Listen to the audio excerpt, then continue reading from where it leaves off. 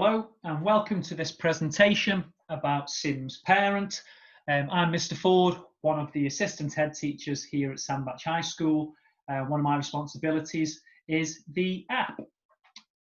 So what is SIMS Parent?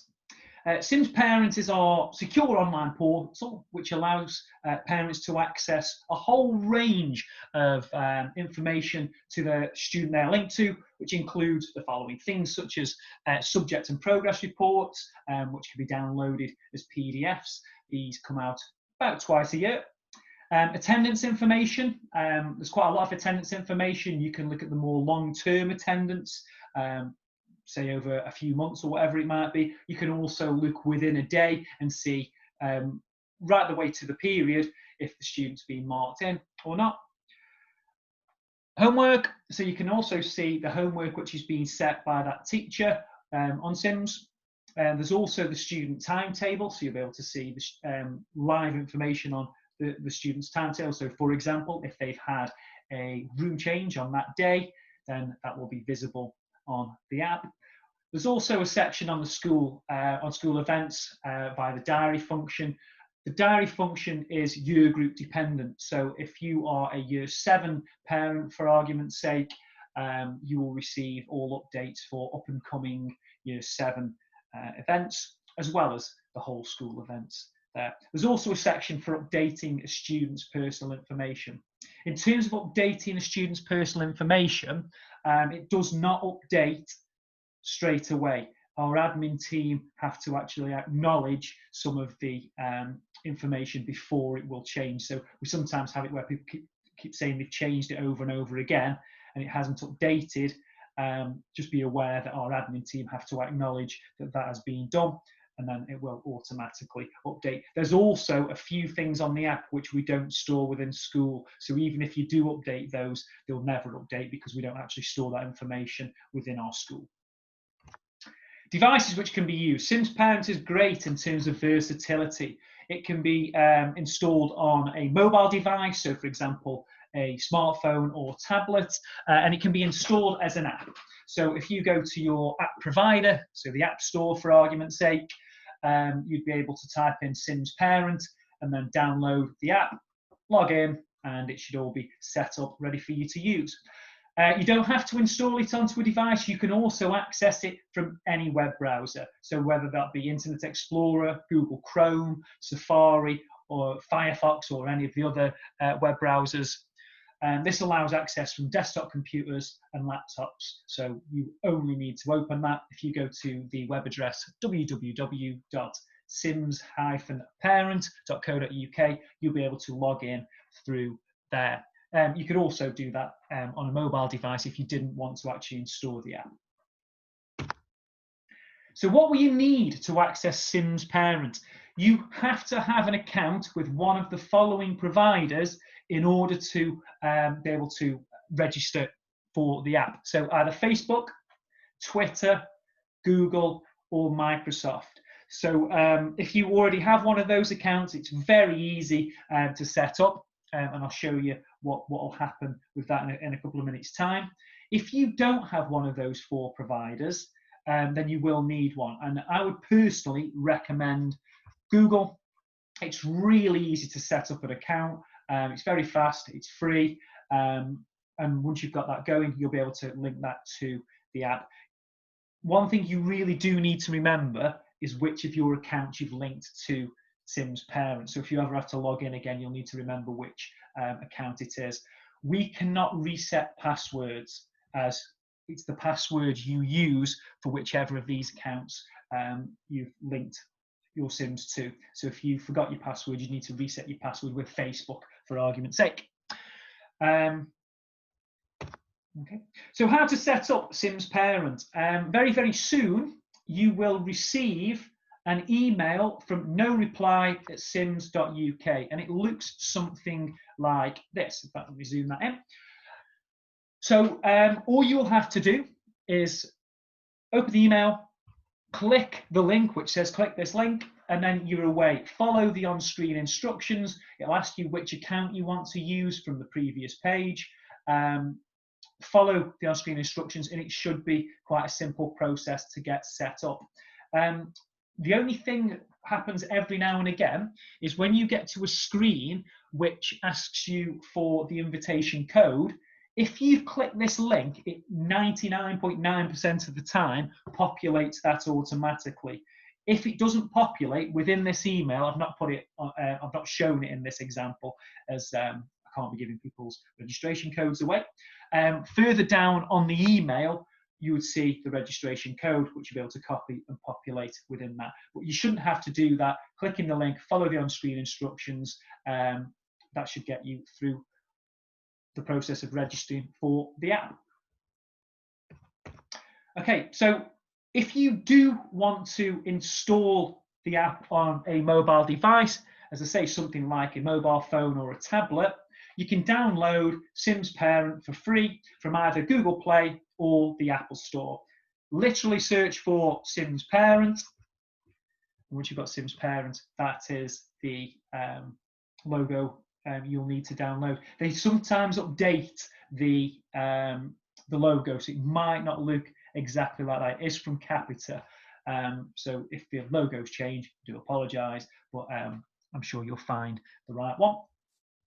And once you've done that, you basically, as you will have already registered through the email, you'll just have to log in once, and then it should all be saved on your mobile device. If it ever kicks you out, which it sometimes does, you can log back in, and you shouldn't have too many problems with that. So accessing SIMS Parent through a web browser, you may not want to install as an app. You might just want to access it through a web browser whenever you see fit. So any web browser, so as I previously mentioned, Google Chrome, Safari, Internet Explorer, Edge, Mozilla Firefox, any of those will allow you to log on. That is the web address, www.sims-parent.co.uk. Once you type that in, it will take you to a login screen where you select which provider you have registered with, so it could be Facebook or Google, and then you just log in with your details and you'll access the information. If you can't remember the web address, if you can just remember either the terms SIMS Parent or Parent App, it's usually one of the top on the search engine listings. So in terms of using SIMS Parent, it's quite an easy app or website to use. There's limited functions at the moment. It's ever growing, but you'll basically select a whole one of the functions through the toolbars. It won't look like this. That's how the app originally looked. And also, if you have numerous students linked to Student App, so this might be students within our centre from different year groups, or even if you've got a student from another school who uses SIMS Parent, you should be able to actually link all of those to the same part of the app. So we have the messages. So every now and again, we will send out messages using the app, which will give you the up-to-date information. Some of that is linked to the diary, so you might get diary reminders, which can be seen in the calendar section. Anyway, you can turn that off if you so wish, because it automatically sets it up as notifications, so you might get quite a lot of notifications. I'd recommend leaving the notifications on, because we do send out information. Our achievement coordinators often send information out, which is relatively important. So we've got the calendar. As I say, it's year group specific. So if you are a year 7 parent, for argument's sake, you will see all of the events for year 7. Then you've got your student information. So the student information is the section where you can, it's probably the most important section, where you can see a whole host of information. That's where you can look at things like attendance, homework, the student's timetable. The most important part of the app, in my opinion, is probably the reporting section. You need the app in order to receive our reports, whether they be the progress reports, which has an up-to-date data on there, or the written reports, which we send out once a year. As I said, you will need SIMS Parent to actually access these reports. And that, as I say, is probably the most important part of the app. Looks a little something like that. Then we've got the data collection, which I've already mentioned. So on the data collection center, you can update the student you're linked to's personal information. So if you move house, for example, or you change phone numbers, anything like that, you can update during the app. As I say, please bear with us as the admin team within school. They will check the information before it gets accepted. Once it's been accepted, you'll see the update on the app. If you do ever have any problems, just please call the school and ask to speak to the admin team. They can also do it over the phone. And then we've got SIMS student. So pretty much the exact same thing, except it's a version for the students themselves. So we will be getting the students to register over this next few weeks with the app, so they can also access the information which you can do. So if you ever can't access the app for whatever reason, you could always ask the student you are linked to log you in, and then you'll be able to see the information from there.